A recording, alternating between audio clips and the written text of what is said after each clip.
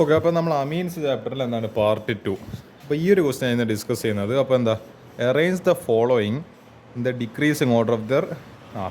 അതായത് ഇത് ഓരോന്നിൻ്റെയും ഓരോ രീതിയിൽ നമ്മൾ എന്താണ് ഓർഡറിൽ അറേഞ്ച് ചെയ്യണം. ഫസ്റ്റത്തെ ഓർഡറിനെ നമ്മൾ decreasing order of P K B value, സെക്കൻഡിൽ തന്നെ increasing order of basic strength, third എന്ന് പറയുന്നത് increasing order of basic strength തന്നെ, ഫോർത്ത് എന്ന് പറയുന്നത് decreasing order of basic strength in gas phase. അപ്പോൾ എന്താ അടുത്തത് fifth increasing order of boiling point, അടുത്ത sixth increasing order of solubility in water. അപ്പോൾ ഇതിൽ ഒന്നാമത്തെ മുതൽ നാലാമത്തെ വരെയിൽ factors affecting basic strength similar as index question 4. ഫിഫ്ത്തിൽ actually എന്താ സംഭവിക്കുന്നത് വെച്ചാൽ stronger the intermolecular forces of attraction higher is the boiling point. ഇതിൽ എത്രത്തോളം എന്താ ഇന്റർമോളിക്കുലർ ഫോഴ്സസ് കൂടുന്നോ അത്രത്തോളം ഇത് എന്താണ് ബോയിലിംഗ് പോയിന്റും കൂടും. Moreover molecules capable of forming. അപ്പോൾ ഇതിൽ ഹൈഡ്രജൻ ബോണ്ടിങ് ഉണ്ടെങ്കിലോ പിന്നെയും ബോയിലിംഗ് പോയിന്റ് കൂടും.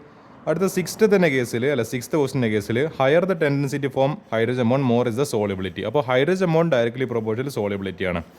Extent of hydrogen bonding is more. അപ്പോൾ ഈ ഹൈഡ്രജൻ ബോണ്ടിങ് ഏതിലാണ് കൂടുതൽ കാണിക്കാൻ ചാൻസ്? പ്രൈമറി, പിന്നെ ടെർഷ്യറി, പിന്നെ സെക്കൻഡറി. അപ്പോൾ ഇതിൻ്റെ ഓർഡർ എന്താണ് ഞാൻ നിങ്ങൾ മുമ്പിൽ ഇങ്ങനെ കൊടുത്തിട്ടുണ്ട്. അപ്പോൾ നിങ്ങൾ ഇന്ന് ഏതും സ്ക്രീൻഷോട്ട് എടുത്ത് വെക്കും. ഇതിനെപ്പറ്റി ഞാൻ അധികം എക്സ്പ്ലെയിൻ ഉദ്ദേശിക്കുന്നില്ല. ഇത് നിങ്ങൾ എന്താണ് ഒരു സ്ക്രീൻഷോട്ട് എടുത്തിട്ട് ഈ ക്വസ്റ്റ്യൻസ് എല്ലാം പഠിക്കുക. ഓക്കെ, അടുത്ത നല്ലൊരു എൻട്രൻസ് ലെവൽ ക്വസ്റ്റ്യൻ നോക്കാം. നമുക്ക് എന്ത് ചെയ്യുക, ഇതിൽ എന്താണ് ഇൻഡയറക്റ്റ് ആയിട്ട് കാര്യങ്ങൾ പറയില്ല. അപ്പോൾ അത് വെച്ചിട്ട് നമ്മളിതിൻ്റെ സ്ട്രക്ചറും മറ്റേ IUPAC എന്തെല്ലാം ചോദിക്കുന്നുണ്ടല്ലേ, IUPAC നിയമം സ്ട്രക്ചറിൽ എഴുതാൻ പറയുന്നുണ്ട്. നോക്കി നോക്കാം. An aromatic compound A on treatment with aqueous ammonia. നിങ്ങൾ റിയേജൻ ശ്രദ്ധിക്കണം. Aqueous ammonia and heating forms compound B. അപ്പോൾ നിങ്ങൾ ആലോചിച്ച് നോക്കുക, ഒരു കോമ്പൗണ്ടിനാ എന്ത് ചെയ്ത് അറോമാറ്റിക് കോമ്പൗണ്ട് എന്ന് പറയുമ്പോൾ അപ്പോൾ ബെൻസീൻ റിങ്ങിൽ എന്തെങ്കിലും ഒരു കോമ്പൗണ്ട് ആയിരിക്കും. ബെൻസീൻ റിങ്ങാണ് പൊതുവെ നമ്മൾ അറോമാറ്റിക് കാറ്റഗറിയിൽ വിശേഷിപ്പിക്കാറ്. പിന്നെന്താ അതിന് അക്വസ് അമോണിയയിൽ ട്രീറ്റ് ചെയ്ത് പിന്നെ ഒരു കോമ്പൗണ്ട് ബി ആണ്. അപ്പോൾ നിങ്ങൾ ആലോചിച്ച് നോക്കുക ഏത് റിയാക്ഷനിൽ അതങ്ങനെ സംഭവിക്കുന്നത്. വിച്ച് ഓൺ ഹീറ്റിംഗ്, ഈ ബീനെ നമ്മൾ Br2 പിന്നെ KOH ട്രീറ്റ് ചെയ്യുമ്പോൾ ഒരു സി എന്ന് പറയുന്ന കോമ്പൗണ്ട് ഉണ്ട്. അതിൻ്റെ മോളിക്കുലർ ഫോർമുല എന്ന് പറയുന്നത് C6H7N. അപ്പോൾ ഇതിനെ കൊണ്ട് എന്തെങ്കിലും ഉപകാരം ഉണ്ടോ നോക്കി നോക്കാം. Write the structures and IUPAC name of compound ABC. അപ്പോൾ to determine the structures of B and C. അപ്പോൾ എന്താ നമുക്ക് മനസ്സിലായി compound B on heating with Br2 and KOH. അപ്പോൾ ഇത് മനസ്സിലായി മറ്റേതാണ് നമ്മളെ ഹോഫ്മാൻ ബ്രോമോമൈഡ് ഡീഗ്രേഡേഷൻ. കാരണം ഒരു ആൽക്കലിയും ഒരു ഹാലജനും ഉപയോഗിച്ചിരിക്കുന്നത്. അപ്പോൾ എന്താ, അപ്പോൾ നമുക്ക് മനസ്സിലായി എന്താണ് ഇവിടെ എന്ത് നടക്കുന്നുണ്ട്, ഹോഫ്മാൻ ബ്രോമോമൈഡ്. അപ്പോൾ എന്താ ഹോഫ്മാൻ ബ്രോമോമൈഡിൽ നമ്മളൊരു അമൈഡിനെ അമീൻ ഗ്രൂപ്പ് ആക്കിയിട്ട് റെഡ്യൂസ് ചെയ്യുക ചെയ്യുന്നത്. അപ്പോൾ നമുക്ക് മനസ്സിലായി ബി എന്ന് പറയുന്നത് ഒരു അമൈഡും സി എന്ന് പറയുന്നത് ഒരു അമീനാണ്. അപ്പോൾ ഈ എ എന്തായിരിക്കും അത് കണ്ടുപിടിക്കണം. So B is an amide, C is an amine. Moreover molecular formula of ഇത് C6H7N എന്ന് പറയുന്ന സീൻ്റെ മോളിക്കുലർ ഫോർമുല. അപ്പോൾ എന്താ ഇത് എനിലിനാണ് ആക്ച്വലി. നിങ്ങൾ ആലോചിച്ച് നോക്കി, ഇപ്പോൾ C6H5N H2 ആണല്ലോ നമ്മൾ ഏതെന്ന് പറയുന്ന എനിലിന്. അപ്പോൾ നിങ്ങൾ ആലോചിച്ച് നോക്കുക 6 കാർബണ്, പിന്നെ 5 ഇതും 2 ഇതെന്ന് പറയുമ്പോൾ 7 ഹൈഡ്രജന്, 1 നൈട്രജൻ. അപ്പോൾ ഇത് അനിലിനല്ലടോ. അപ്പോൾ അനിലിനാണ് നമ്മളെന്താണ് വെറുതെ ഒരു ഗസ് വർക്ക് നടത്തിയിട്ട് മനസ്സിലായി. അപ്പോൾ നിങ്ങളൊന്ന് വെറുതെ ഒന്ന് ആലോചിച്ച് നോക്കിയത് അറോമാറ്റിക് കാറ്റഗറിയിൽ മറ്റേ അമീൻ്റെ പൊതുവെ വരുന്ന നമ്മൾ പൊതുവെ അനിലാണല്ലോ നമ്മൾ അനിലേറ്ററിനാണല്ലോ നമ്മൾ വിശേഷിപ്പിക്കാറ്. അപ്പോൾ അങ്ങനെ വേണ്ടിക്കൽ നിങ്ങൾക്ക് ചിന്തിക്കുക, അല്ലെങ്കിൽ വെറുതെ ഒന്ന് എന്താണ് അതിൻ്റെ മോളിക്കുലർ ഫോർമുല എഴുതിയിട്ട് ഒന്ന് കമ്പയർ ചെയ്ത് നോക്കാം. അപ്പോൾ എന്താ മനസ്സിലായി ബെൻസാമൈഡ്. അപ്പോൾ അത് C6H5CONH2 എന്തായിട്ട് മാറി, അനിലിനായിട്ട് മാറി. അപ്പോൾ ഈ മോളിക്കുലർ ഫോർമുല തന്നതിനെ കൊണ്ട് ഗുണം ഉണ്ടായിട്ടുണ്ടോ? ഗുണം ഉണ്ടായിട്ടുണ്ട്.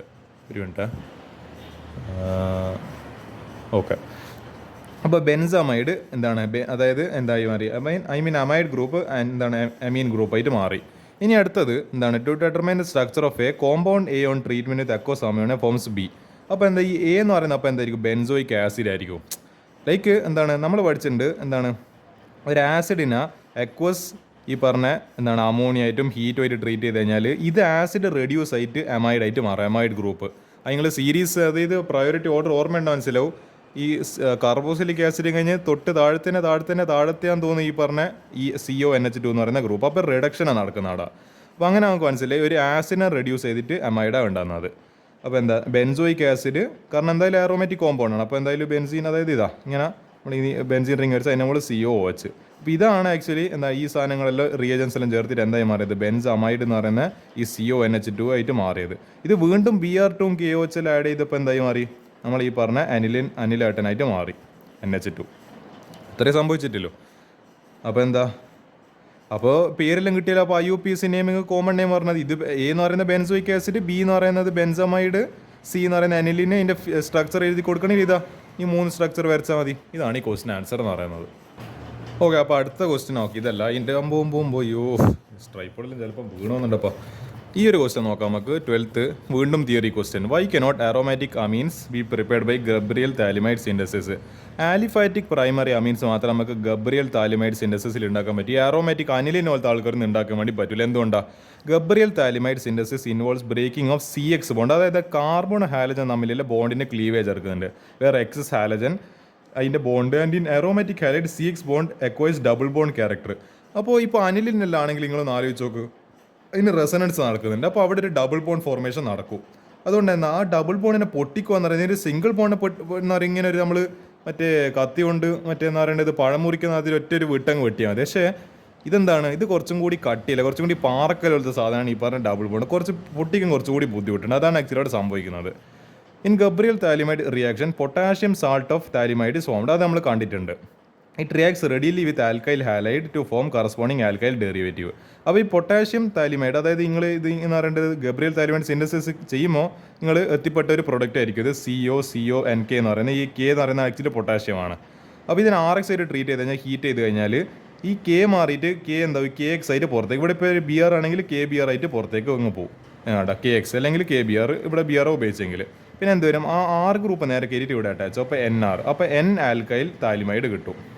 പക്ഷേ നമ്മൾ അറോമാറ്റിക് എന്താണ് ഇതിൻ്റെ കേസിലേക്ക് വന്നാലോ നോക്കാം. But aryl halide does not react with potassium phthalimide because CX bond in haloarene alkyl halide is difficult to be cleaved due to partial double bond character. നമ്മളിപ്പോൾ ആലോചിച്ചു, ഇപ്പോൾ ഒരു ക്ലോറിനൊക്കെ എടുത്ത്, ഈ ക്ലോറിൻ എന്ന് പറയുന്ന ഇലക്ട്രോൺ വിഡ്രോയിങ് ഗ്രൂപ്പാണെങ്കിൽ തൻ്റെ അടുത്തേക്ക് ഇലക്ട്രോണെ വലിക്കും. അപ്പോൾ എന്താണ് ഈ പറഞ്ഞ തൻ്റെ അടുത്തേക്ക് ഇലക്ട്രോണെ വലിക്കുമ്പോൾ ഇയാൾക്ക് എക്സ്ട്രാ ഇലക്ട്രോണെ കിട്ടി.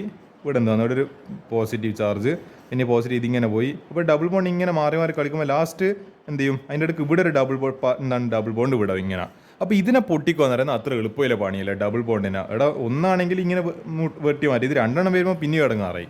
അതാണ് എൻ്റെ കുഴപ്പം. അപ്പോൾ എന്താ, പൊട്ടാഷ്യം താലിമൈഡ് എന്താണ് CONK എന്ന് പറയുന്നത്. ഇതിപ്പോൾ ഹാലോ അരിൻ C6H5X എന്ന് പറയുന്നത്. വേണമെങ്കിൽ ഇത് Cl ആണെങ്കിൽ ക്ലോറോബെൻസിനെ ഹീറ്റ് ചെയ്ത് കഴിഞ്ഞാൽ ഇവിടെ റിയാക്ഷൻ നടക്കൂല, നോ റിയാക്ഷൻ.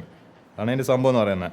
അപ്പോൾ എന്താ ഡബിൾ അതായത് റെസൊനൻസ് കാരണം ഉണ്ടാകുന്ന ആ പാർഷ്യൽ ഡബിൾ ബോണ്ട് കാരണം എന്ത് നടക്കില്ല, ക്ലീവേജ് നടക്കില്ല. ഈ ക്ലീവേജ് ആക്ച്വലി നടക്കുന്നുണ്ട്. അതായത് ഇവിടെ ഇങ്ങനെ ഒരു ക്ലീവേജ് ആയിരുന്നു അല്ല അതായത് ഇവിടെ ഒരു ക്ലീവേജ് ആയിരുന്നു, ഇവിടെയും ക്ലീവേജ് ആയിരുന്നു. പിന്നെന്താ, അതായത് നൈട്രജൻ തൻ്റെ അടുത്തേക്ക് ഇലക്ട്രോൺസിനെ അടിച്ച് K+ നേരെ അടിച്ചും പുറത്താക്കി. എന്നിട്ട് ഈ എന്താണ് K+ ഈ X- തമ്മിൽ ലവ് ആയിട്ട് അവരെ പാട്ടിനങ്ങോ ഇവർ എന്താണ് വാലന്റൈൻസ് ഡേയുടെ ഭാഗമായിട്ട് അവർ എൻജോയ് ചെയ്യാൻ പോയി.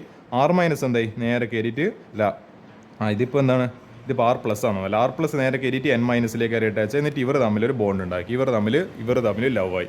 ഇതാണ് ഇവിടുത്തെ സ്ഥിതി എന്ന് പറയുന്നത്. അപ്പോൾ എന്താണ് ഇങ്ങനെ വിചാരിക്കുന്നത്, വാലന്റൈൻസ് ഡേ അല്ലേ ഇപ്പോൾ അടുത്തെത്താൻ അറിയില്ല. അപ്പോൾ ഞാൻ എന്താ പറയുക, ഇങ്ങനെയൊക്കെ പറഞ്ഞല്ലോ. അപ്പോൾ നിങ്ങൾക്കെല്ലാം മനസ്സിലോ എന്താ ചെയ്യേണ്ടല്ലേ.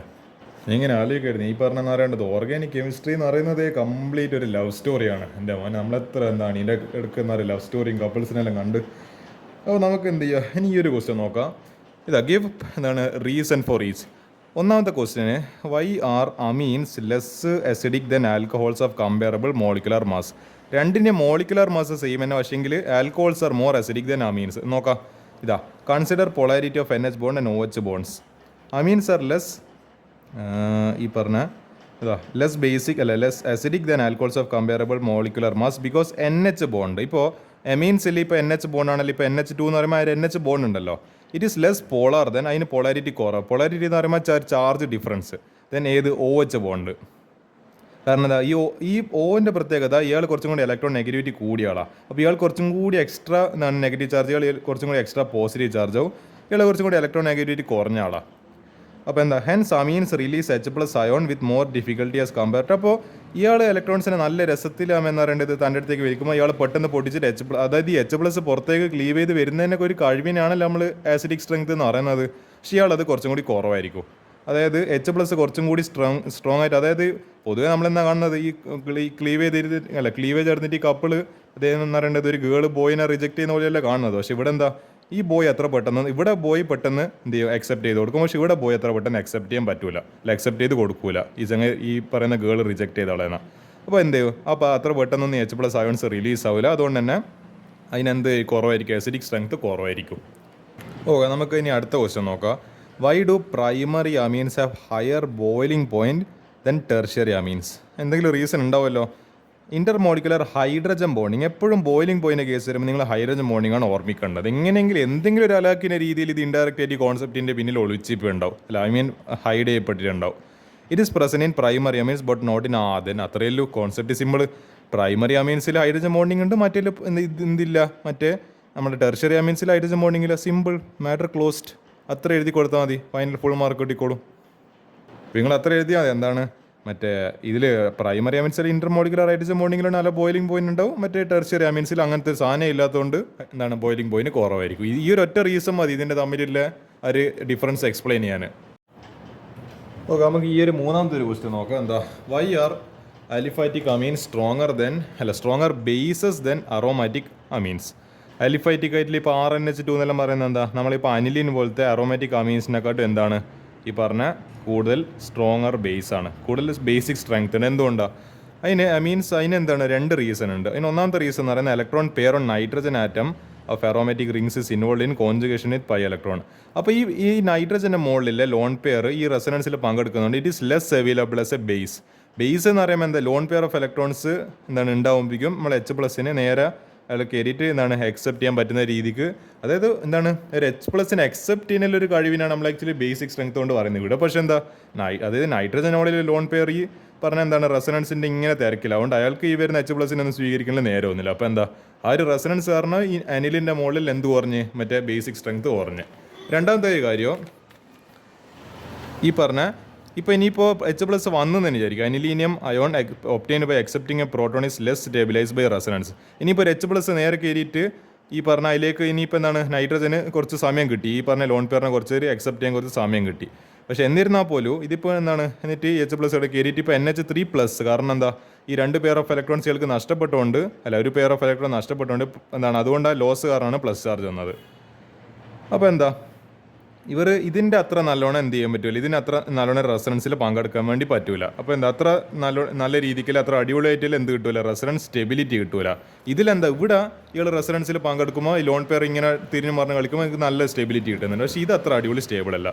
So aniline is A weaker base in alkyl amines in which +I effect increases the electron donation. അല്ല അപ്പോൾ എന്താ ഇപ്പോൾ CH3 NH2 ഈ +Iൻ്റെ കാര്യം എന്തുകൊണ്ടാണ് പറയുന്നത്, ഇപ്പോൾ NH2 ഈ CH3 അത് കാർബൺ എന്ന് പറയുന്ന ഇലക്ട്രോൺ എന്താണ് ഡൊണേറ്റിംഗ് ഗ്രൂപ്പ്. അയാൾ ഇലക്ട്രോൺസിനെ നമ്മൾ ആർക്ക് കൊടുക്കും, ദാനം ചെയ്യും, നമ്മളെ നൈട്രജനെ ദാനം ചെയ്യും. അപ്പോൾ എന്താ ഇയാൾ ഇലക്ട്രോൺ ഡെൻസിറ്റി കൂടുതൽ കൂടും. അപ്പോൾ ഇയാൾ എന്താ നല്ലൊരു കൂടുതൽ സ്ട്രോങ്ങർ ആയിട്ടുള്ള ബേസ് ആയിട്ട് മാറും. അപ്പോൾ ഈ രണ്ട് റീസൺസാണ് നിങ്ങൾ എഴുതി കൊടുക്കേണ്ടത് ആൻസർ ആയിട്ട്. ഓക്കെ, നമുക്ക് ഈ ഒരു ക്വസ്റ്റ്യൻ കൂടി നോക്കിയിട്ട് ഇന്നത്തെ പാർട്ട് അവസാനിപ്പിക്കുക. ഗിവ് ദ സ്ട്രക്ചർ ഓഫ് ഇവിടെ ഭയങ്കര കോംപ്ലിക്കേറ്റഡ് എന്തെല്ലോ തന്നിട്ടുണ്ട്.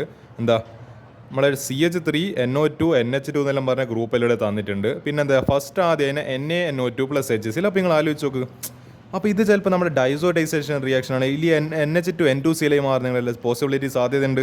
പിന്നെ 2 അതാ അപ്പോൾ ആ കണ്ടീഷൻ കൊടുത്തിട്ടുണ്ട്. സെക്കൻഡ് ഇതിൽ H3PO2 H2O അപ്പോൾ ഹൈഡ്രോളിസിസ് ചെയ്യുന്നുണ്ട്. അപ്പോൾ എന്തോ ഇവിടെ കളിയുണ്ട്, അപ്പോൾ എന്തോ ഡൈസോഡേഷൻ എന്തോ കളിയുണ്ട്. നോക്കാം അത് തന്നെയാണോ എന്നുള്ളത്.